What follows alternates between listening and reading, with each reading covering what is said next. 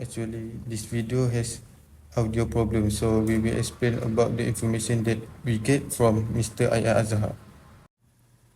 Firstly, Mr. Azhar said about suitable for soil warehouse construction that include site investigation techniques, suitability for construction, and cut fill decision.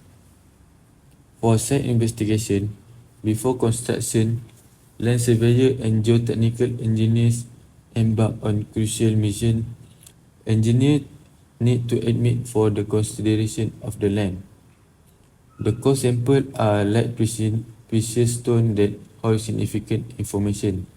These samples are produced by engineers from the boreholes and the test pits, whereby instead of making a core sample of soil. Visual inspection.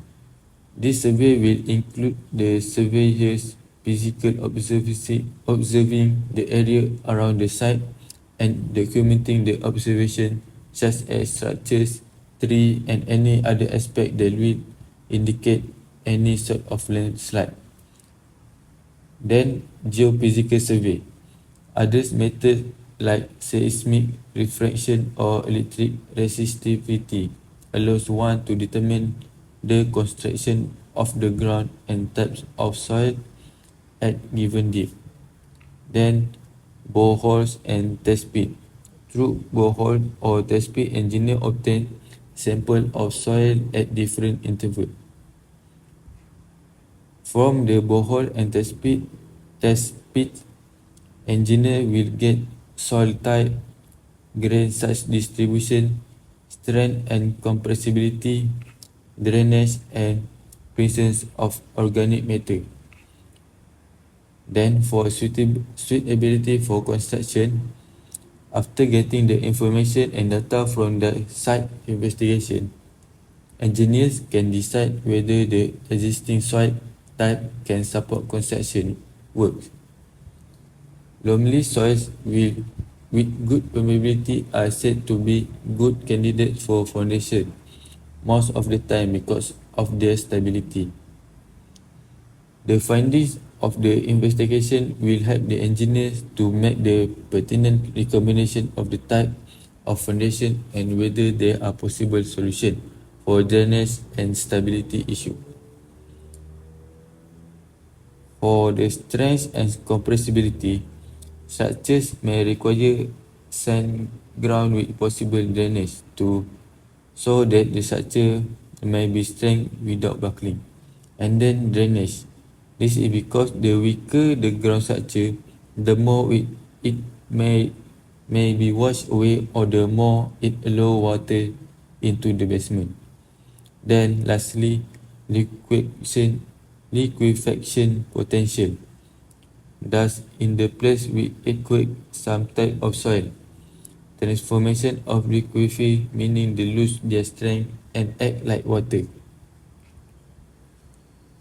And about the cut and fill decision, site investigation also frowns at having a cut and fill requirement. That is why it is necessary procedure. For the cut, depending on the difference between and current the ground level and the intent of the foundation grade. For the fill, on the other hand, if it is found the ground level is below the recommended level, engineer give detail of the type of fill material need to develop sound base. This might entail getting fine, well-compacted soil or crushed rock onto the site. And then about the training, Mr. Azhar said about safety induction for construction worker, SICW. SICW is an electronic learning platform for the safety induction for construction workers.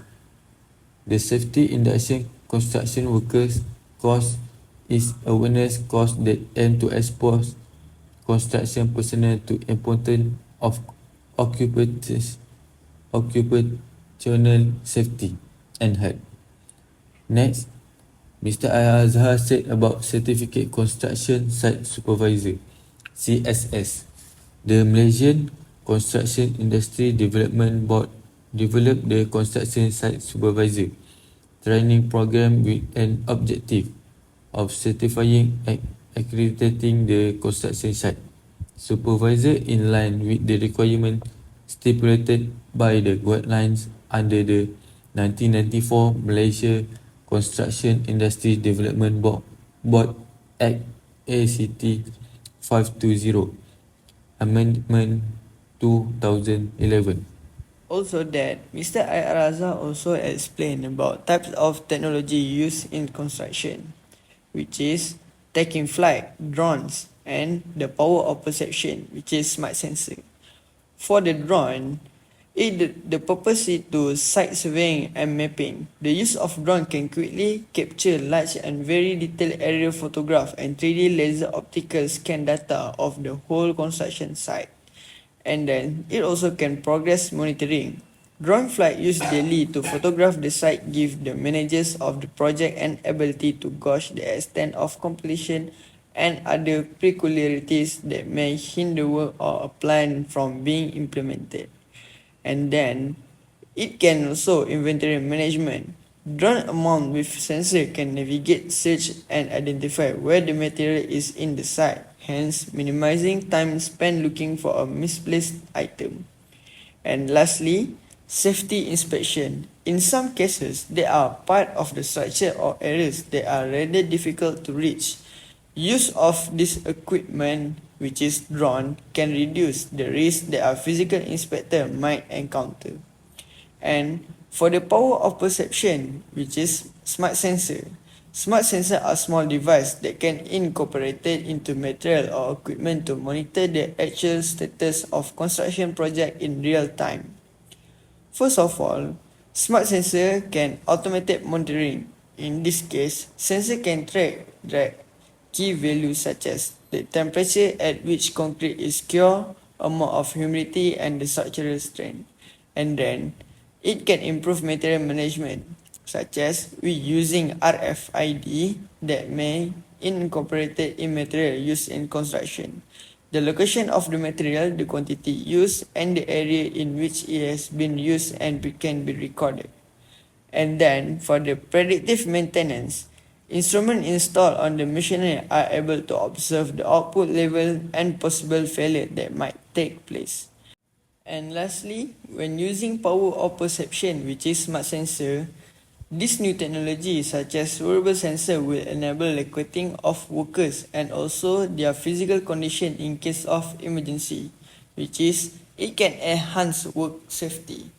Also, environment sensor can monitor dust, noise levels, and other risks, so that ways could be found to prevent the workers from getting injured and costly time could be saved. Next, Mr. Azhar also explained about temporary system drainage, procedure after finished construction, issue in construction, and documentation. For the temporary system drainage, Mr. Azhar tells us choosing temporary drainage in construction site is important to avoid flood, erosion, and structural damage. Excellent temporary drainage will ease the working environment and protect construction site from water damage. There are several things that need to consider during temporary drainage. It divided by 3, which is choosing site, choosing design, and type of temporary drainage system. First of all, for the site, make sure do the clearance of the site to easily to understand the site slope and determine the pattern of soil where the water will flow. Like Mr. Azhar said, the calculation of ratio of the surface such as 200 feet 1 meter down. It means every 200 feet, the gradient will drop to 1 meter. Also that for the design, make sure design the drainage system that can handle the high flow rates during rainfall climate because it can reduce the erosion and will flow the water effectively to the rainwater harvesting. And lastly, for the types of temporary drainage system, actually, Mr. Azhar said the types of temporary drainage system can contrast with any type because it's just a temporary drainage. After the construction, the temporary drainage system will open back because buildings don't even need temporary drainage system. But there are also have a several types of temporary drainage system, which is channel, ditches, or swales. Moreover, for the procedure after finished construction is first of all final inspection. The last step in making sure a building project complies with all regulation and safety standards is the final inspection. Together with creating a thorough checklist based on the project plans, specification and local building codes, it involves collaborating with all relevant parties. Both the quality of the skill and conformity with these rules are evaluated during the inspection. The correct installation and operation of mechanical, electrical and pumping system as well as safety measures like sprinkler system, emergency exit and fire alarm are important area of concern. Paint flooring and tile finishes, both inside and outside, are examined for accuracy and completeness. Secondly is certificate of occupancy. It is an essential document provided by local authorities certifying to a building's compliance with building codes, and safety for occupancy is the certificate of occupancy. Construction must be finished entirely in compliance with authorized plans, specification and local codes to receive a certificate of occupancy. Building inspector plan to conduct a final inspection to confirm that safety regulation and code requirements are being followed. And lastly, warranty after handover. A construction project warranty period, which usually lasts 1 to 2 years, starts after the project is turned over. It includes defects in materials, manufacturing and imported system like the electrical and plumbing. When client enhance problems, the contractor has a brief period time to identify and resolve them. Furthermore, for the issue in construction, Mr. Azhar said usually the biggest issue in construction is cost overrun and delays. For the cost overrun, it is one of the biggest challenges faced by the construction industry today. It refers to a situation where a construction project exceeds its initial budget due to its unexpected expense, delays, and other unforeseen circumstances. Cost overrun have significant impact on project management, construction companies, and industry. The rising construction material costs, including raw materials, is a major factor contributing to construction cost overrun. The price of construction material is subject to a fluctuation in the market, making it challenging for construction companies to predict future costs accurately. And then, for the delays of time, delays are a significant challenge that the construction industry faces, and they can have a considerable impact on construction business, project, and supply chains. Construction projects are typically complex and involve many moving parts, including some contractor, suppliers, and project manager, which can lead to delays. One of the primary causes of project delay is supply chain disruption. The construction industry relies heavily on the timely delivery of materials and equipment from suppliers, and any disruption in the supply chain can cause significant delays. Then, for the documentation, it divided by 3, which is drawing, bill of quantity, and specification. For the drawing, Mr. Azhar said there are 3 drawings, which is CNS, structural drawing, MNE, electrical and mechanical drawing, and architect, which is architectural drawing. The 3 main documents that required to start the project that will guide the workers and all the construction team to start the project and finish the project. And then, for the bill of quantities, bill of quantity is a document that consists of the measured specific amount of the required items for a project based on the drawing and specification in the tender documentation. Bill of quantities is generally referred to as BOQ or BQ and is generally used in the construction industry. Cost consultant or quality surveyor formulate a document of the required item including construction materials, labor and individual work costs. And lastly, for the specification, Construction specification, also known as specs, detail the work and workmanship needed to complete a construction project, and there's no way to get around them. As required document during the design phase, they are part of a formal process. Moreover, Mr. Azhar also said about Brecht's rule, the incident and safety. In the Brecht's rule has two parts, which is fines and lost job.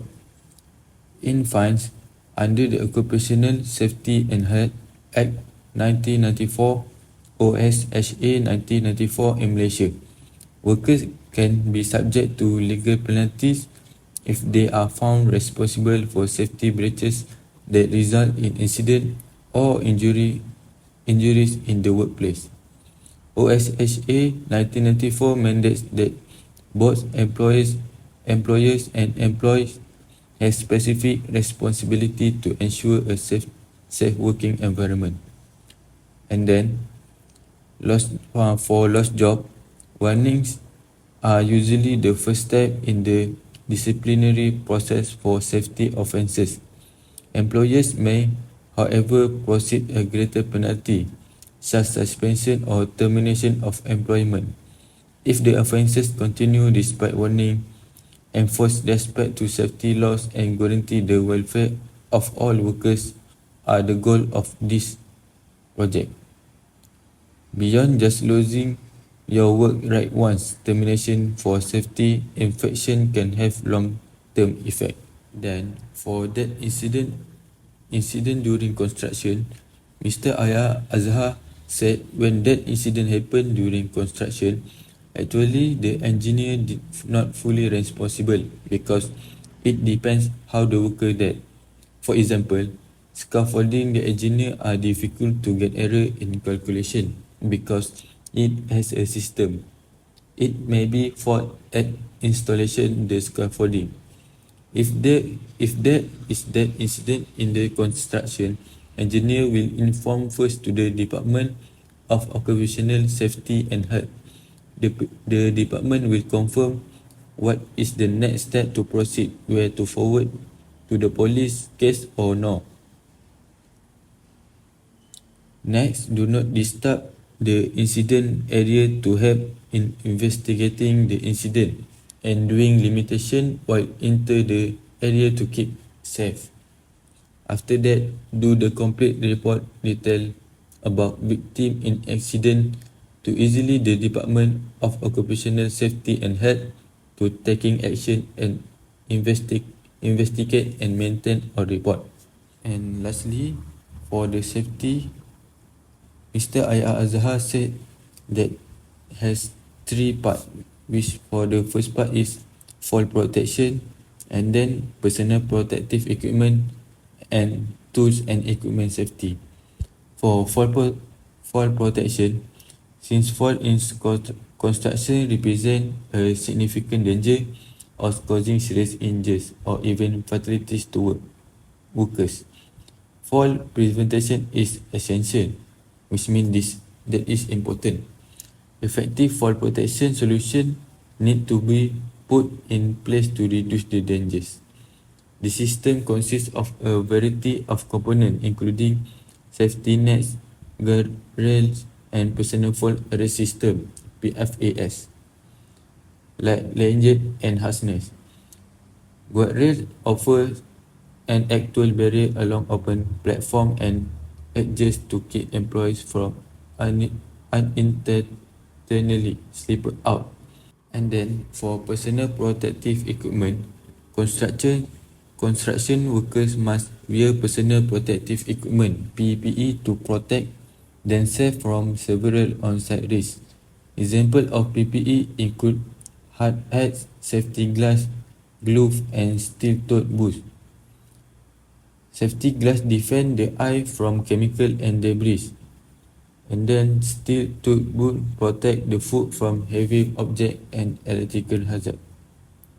And lastly, for tools and equipment safety, in the construction industry, where hand and power tools are frequently used, tools and equipment safety are crucial. When used improperly, These instruments have significant hazard. Thus, putting in place strict safety measures is crucial to prevent accidents and guarantee a secure workplace. The first step in lower accident rates is providing safe tools use training. So I think that's all for now. This is all the information that our group managed to get from Mr. Azhar. So thank you very much to Mr. Azhar.